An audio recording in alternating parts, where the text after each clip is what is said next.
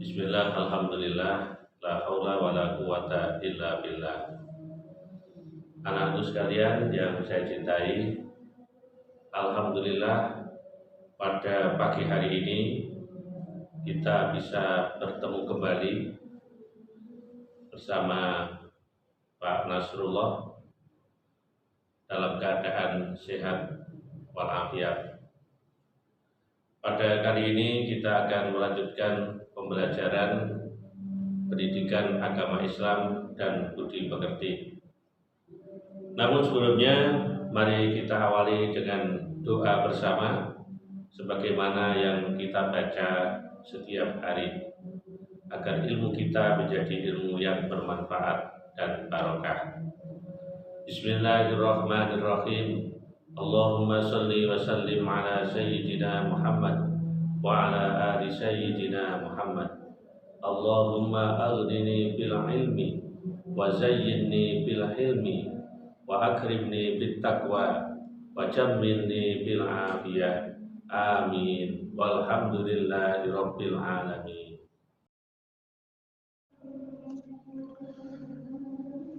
Pada pembahasan pelajaran pendidikan agama Islam dan budi pekerti kali ini, pokok pembahasannya adalah Islam memberikan kemudahan kepada umatnya melalui syariat sholat jamak dan qashar.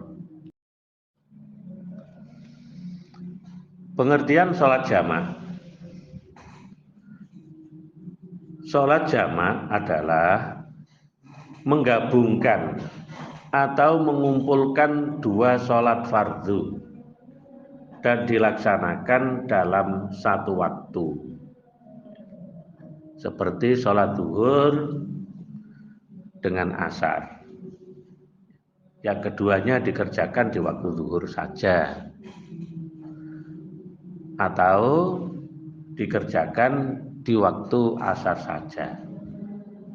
Begitu juga sholat maghrib dan isya dikerjakan pada waktu sholat maghrib atau sholat isya. Itu namanya dijamak. Sedangkan sholat subuh tidak bisa dijamak.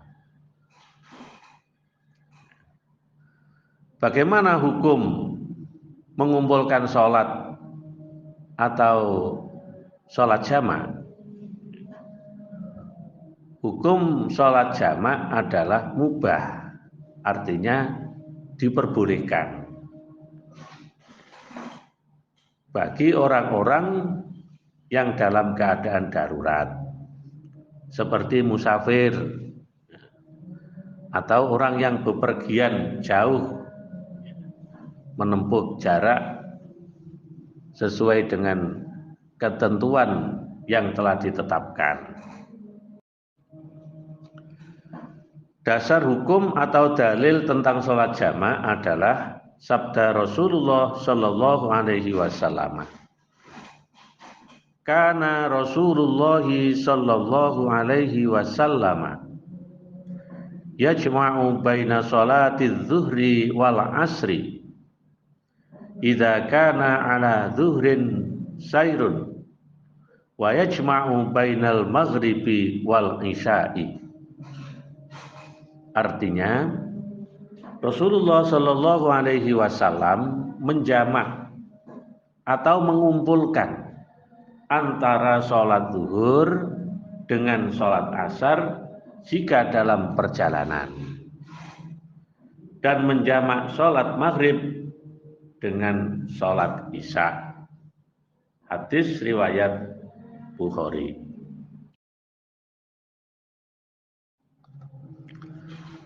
Syarat sah sholat jamak. 1. Dalam perjalanan jauh yang jarak tempuhnya kurang lebih 17 km.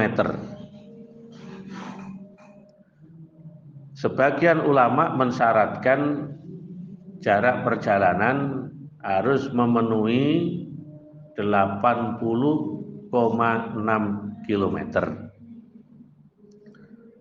Syarat yang kedua, perjalanan itu tidak bertujuan maksiat, namun bertujuan baik, seperti silaturahim, berdagang, rekreasi, dan lain-lain sebagainya.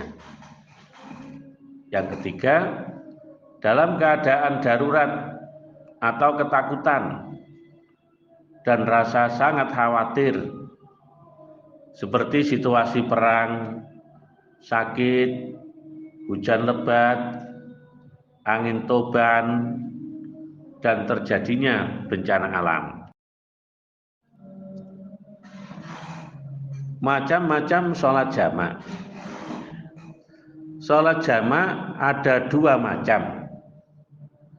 Yang pertama adalah jamak takdim, yaitu sholat yang dilakukan dengan cara menggabungkan dua sholat fardu dan dilaksanakan pada saat waktu sholat fardu yang pertama. Contoh, sholat zuhur dijamak dengan asar, dikerjakan di waktu zuhur. 4 rakaat sholat zuhur dan 4 rakaat sholat asar. Contoh yang kedua, sholat maghrib dijamak dengan sholat isya, dikerjakan di waktu maghrib. 3 rakaat sholat maghrib dan 4 rakaat sholat isya. Macam sholat jamak yang kedua adalah jamak takhir, yaitu sholat yang dilakukan dengan cara menggabungkan dua sholat fardu dan dilaksanakan pada saat waktu sholat yang kedua atau sholat yang terakhir. Contohnya, sholat zuhur dijamak dengan asar, dilaksanakan di dalam waktu sholat asar. 4 rakaat sholat zuhur dan 4 rakaat sholat asar. Contoh yang kedua, sholat maghrib dijamak dengan isya, dilaksanakan di dalam waktu isya. 3 rakaat sholat maghrib dan 4 rakaat sholat isya. Syarat-syarat melaksanakan sholat jamak. 1. Berniat menjamak sholat, dan saat yang paling tepat untuk niat adalah sebelum berlalunya waktu sholat pertama. 2. Sholat dilaksanakan secara berurutan. Misal sholat zuhur dan sholat asar, berarti pelaksanaannya sholat zuhur dulu, kemudian sholat asar. Jamak takhir adalah mengakhirkan pelaksanaan sholat pertama di waktu sholat kedua, dan dianjurkan bagi orang yang melaksanakannya untuk melaksanakan kedua sholat tersebut dengan berurutan. Jadi meskipun sholatnya itu jamak takhir, tetap harus sholat yang pertama dulu. Sholat zuhur dan asar di jamak takhir, berarti pelaksanaannya sholat zuhur dulu, kemudian sholat asar. Syarat yang ketiga, di antara dua sholat tidak diselingi sesuatu, yaitu tidak ada selang waktu atau jeda yang lama di antara kedua sholat itu. Misalnya untuk ngobrol, untuk makan dulu, atau yang lainnya. Nomor 4, syarat sholat jamak tetap dalam keadaan bersafar atau perjalanan saat mengawali sholat pertama hingga selesai darinya dan mengawali sholat yang kedua. Syarat yang nomor 5, tidak boleh bermakmum kepada orang yang menetap atau mukim. Syarat yang keenam, perjalanan itu dilaksanakan bukan untuk maksiat. Dan syarat yang terakhir, harus mengetahui bahwa ia boleh menjamak sholat. Berikutnya adalah sholat qashar. Pengertian sholat qashar adalah menjalankan sholat fardu dengan cara meringkas dari 4 rakaat menjadi 2 rakaat.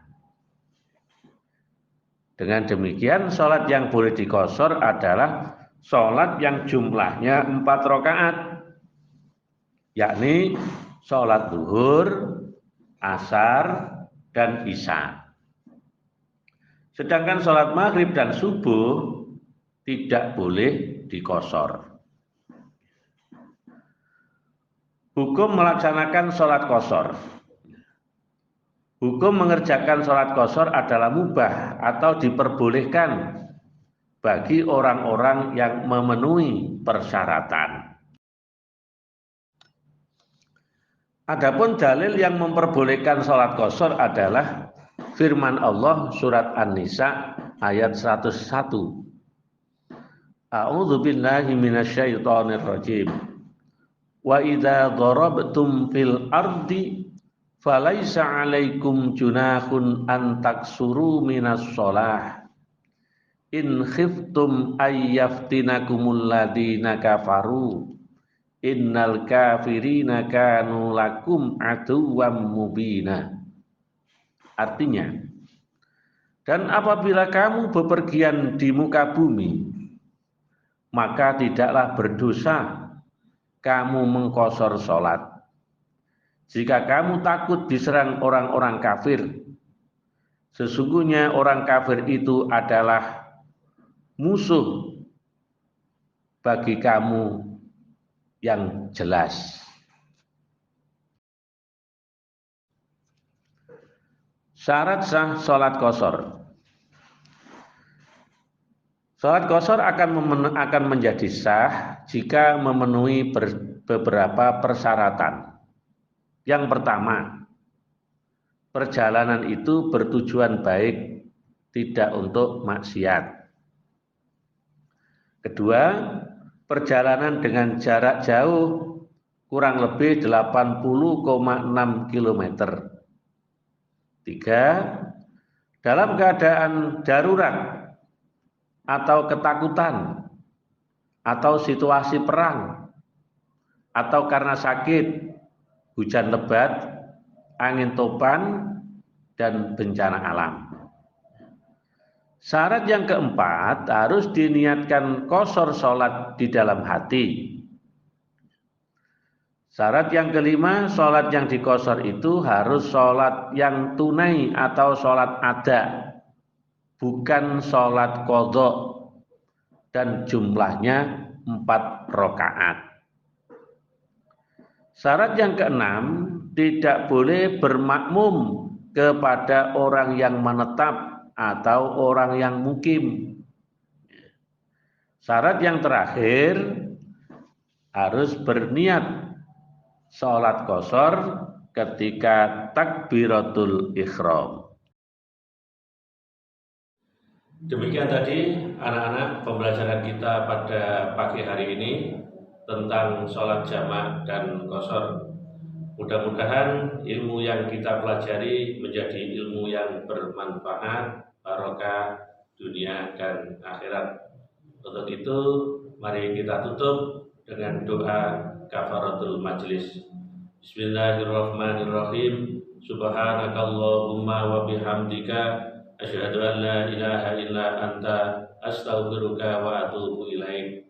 wa sallallahu ala sayyidina Muhammad wa ala alihi wa sahbihi wa sallam walhamdulillahi rabbil alamin.